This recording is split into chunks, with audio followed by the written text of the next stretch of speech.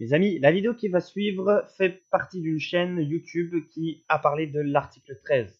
L'auteur de cette vidéo nous a autorisé à réupload sa vidéo afin de faire partager le sujet de l'article 13. Je vous invite donc notamment à regarder cette vidéo de fond en comble et de rester jusqu'à la fin. Je vous invite aussi à signer une pétition contre cet article 13 qui va à l'encontre de l'un des plus grands principes de la démocratie et d'Internet, la liberté d'expression. Pétition dans la description. Bonne vidéo mes amis.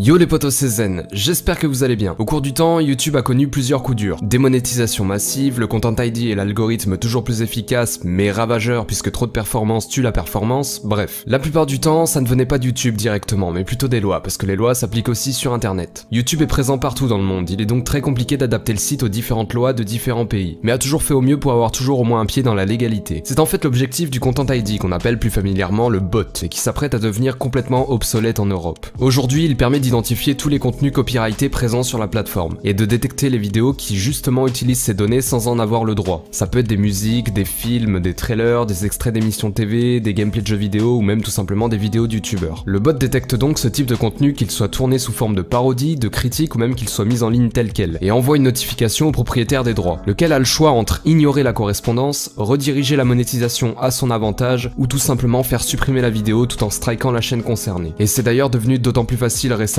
parce qu'avec la nouvelle version de YouTube Studio, n'importe quelle chaîne ayant plus de 100 000 abonnés peut consulter directement dans son tableau de bord qui utilise son contenu et dans quelles limites. Dans le cas où la vidéo est strikée, le youtubeur ayant utilisé le contenu copyrighté dispose ensuite de quelques jours pour contester la décision de l'ayant droit, lequel a une nouvelle fois le choix entre accepter et refuser cette contestation. Si les deux parties n'arrivent pas à se mettre d'accord, si le youtubeur n'accepte pas le strike ou si l'ayant droit n'accepte pas de retirer son strike, ça peut aller beaucoup plus loin, en fait devant la justice. À aucun moment YouTube n'intervient dans le litige, il fait juste la poucave en avertissant et laisse les deux parties se démerder. Ça n'empêche pas les abus, mais au moins les titulaires des droits ont le plein pouvoir sur leur contenu et peuvent le protéger légitimement. Mais c'est là qu'intervient l'article 13.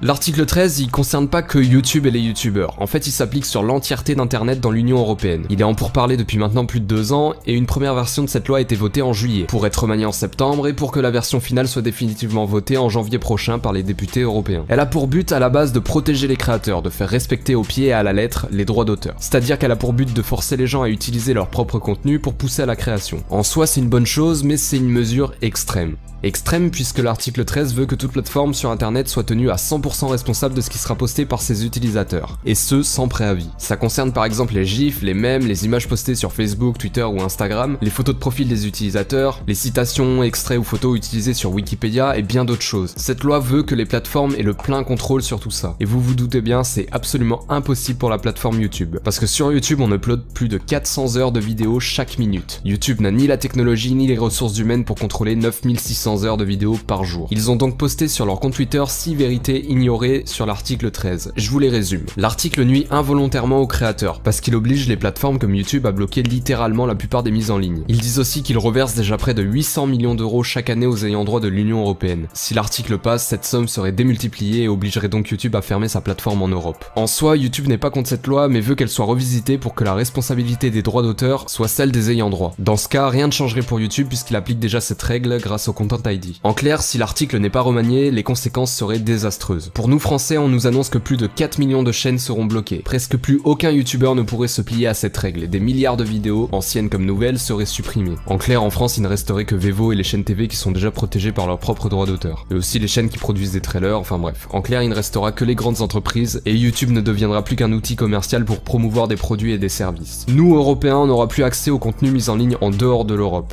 Ce qui veut dire que les youtubeurs en Amérique par exemple perdraient une grosse partie de leur audience. C'est pourquoi de leur côté ils en parlent énormément, et peut-être même plus que nous. C'est le problème que j'ai constaté, en France personne n'en parle. Il y a eu qu'une petite poignée de vidéos à ce sujet et quelques tweets, et pourtant aujourd'hui il nous reste moins de 2 mois pour faire entendre notre désapprobation au Parlement européen. La PDG de YouTube s'est déjà entretenue avec des responsables du Parlement européen, l'Italie s'est déjà prononcée et a déjà demandé la modification de l'article, mais ça ne suffit pas. Pour augmenter nos chances de faire modifier l'article avant le vote de janvier, dans un premier temps je vais vous demander d'aller signer la pétition que je vous mets en description. On est tous concernés, viewers comme youtubeurs. Allez-y, ça se fait en 2 clics. Il y a déjà presque 2 millions de signatures, ça peut jouer. Ensuite, YouTube a créé une page dans laquelle il nous demande de parler de tout ça sur les réseaux sociaux avec le hashtag SaveYouInternet. Il nous demande aussi d'en faire des vidéos YouTube pour le faire savoir à un maximum de personnes. C'est un sujet bien trop ignoré. Je vous autorise exceptionnellement à réuploader cette vidéo si vous en avez l'envie. C'est une cause importante pour nous tous. Ne la prenez pas à la légère. Je vous mets en description aussi le peu de youtubeurs qui en ont parlé et certains l'expliquent bien mieux que moi. Certains donnent même des solutions, n'hésitez pas à checker ça. En tout cas pour ma part, je reviens très bientôt. En attendant, je vous dis à la prochaine, c'était Zen. Peace.